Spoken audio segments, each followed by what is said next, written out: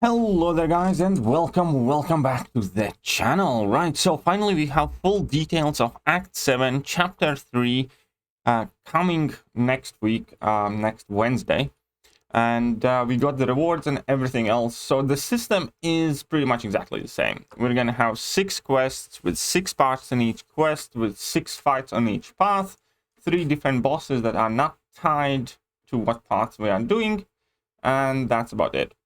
The node system is going to be a bit different, but before we get to that, just a reminder that 6 stars are still going to be getting the bonuses that they have been getting in Act 7, as in the Adrenaline Rush, the extra attack rating, the extra block proficiency, so on and so forth. And the main node system is going to revolve around this paradox, where I'm not going to go in detail of each nodes and which one of them looks scary and which one of them will be fine and stuff like that. But basically, you're going to be working around this paradox global node, where when you perform a certain action, you gain a paradox passive. And it depends on what node which action needs to be performed. Maybe it's going to be every time you knock down the opponent, maybe it's going to be every time you parry, maybe it's going to be something else. Then you're going to get basically one node that gives you benefits based on paradox. For instance, the attacker gains 20% offensive combat power rate for each paradox on the attacker. Whenever the attacker ends a combo with a light attack, remove 1 paradox charge from the attacker. Getting rid of these charges is also important because you take a lot of damage if you go over 9.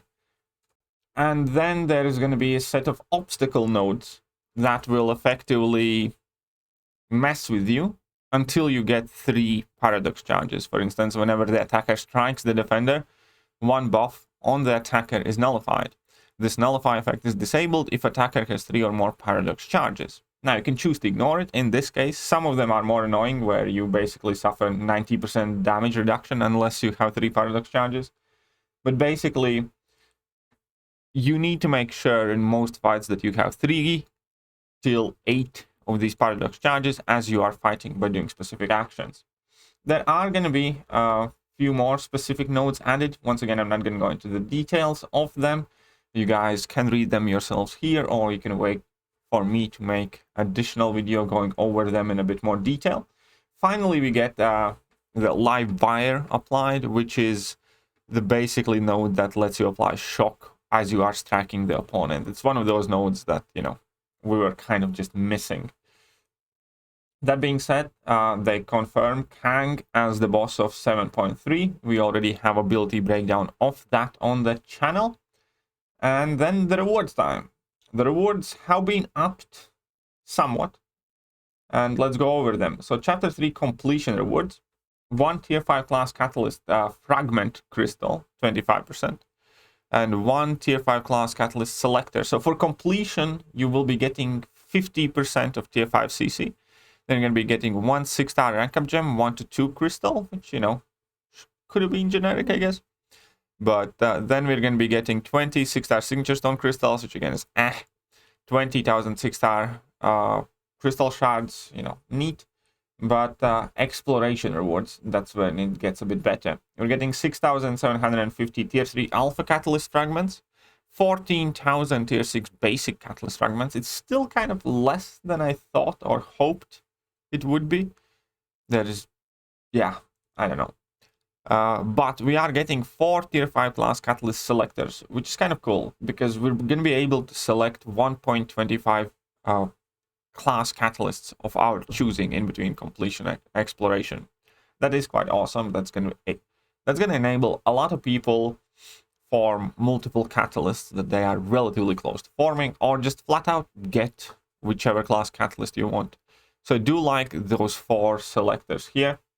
And you're going to also get 2 6-star Nexus crystals, which is a positive change compared to what it was before in the 6-star shards. And then we have 30 6-star signature stones. So 30 generic 6-star signature stones. And then obviously we're going to be getting the usual pickups with a bit amped up numbers, I believe. So a tier 5 basic per quest. So we're going to be getting, what, 6 tier 5 basics exploring it. And some tier 2 alphas, and 6-star shards, which is going to be like 6,000 6-star shards in there, and so on and so forth. So overall, I'm not excited for rewards, I'll be honest. I think the rewards was by far the most disappointing thing in 7.2. And I kind of feel that the rewards are still the most disappointing thing so far I can say about 7.3. I'm excited for content. I have gained some sort of faith in Kabam when it comes to Act 7. 7.1 was awesome. 7.2 was awesome. We're gonna go over the nodes, and I'm sure some of them will look scary, but overall I look forward to doing my best trying to clear the content, and I definitely am excited for 7.3 coming. But from a perspective of a player who has explored all the story content and all the major piece of content, do these rewards seem exciting? Absolutely not. They are significantly worse, I believe, than they were for Grandmaster's Gauntlet and things like that. So,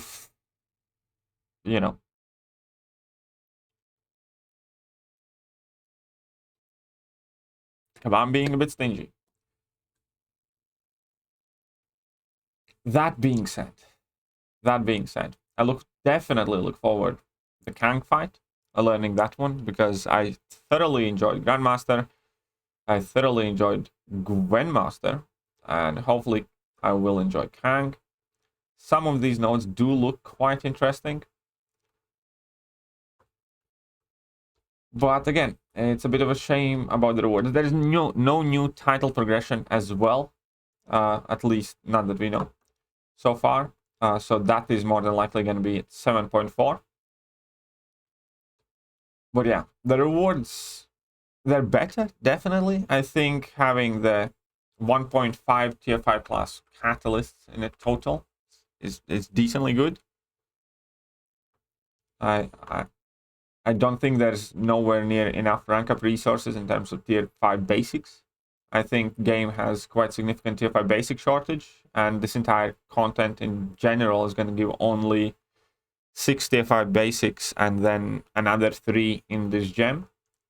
I think signature stones 30, generics is improvement of 10, but it's not as exciting anymore after we received like 150 in total throughout the summer, in between Summer of Pain and Grandmaster's Gauntlet and Karina challenges and stuff like that. Yeah, I'm sorry, these are just are not exciting. After having done Summer of Pain, Grandmaster's Gauntlet, and everything else, just don't seem that exciting anymore. I'm sorry. I'm sorry if you want to White Knight for Kabam, saying that everything's perfect, but no. Either way, let me know what you guys think about the rewards. Are you excited for 7.3 coming? And yeah, drop a comment. Tell me what you think. See you soon.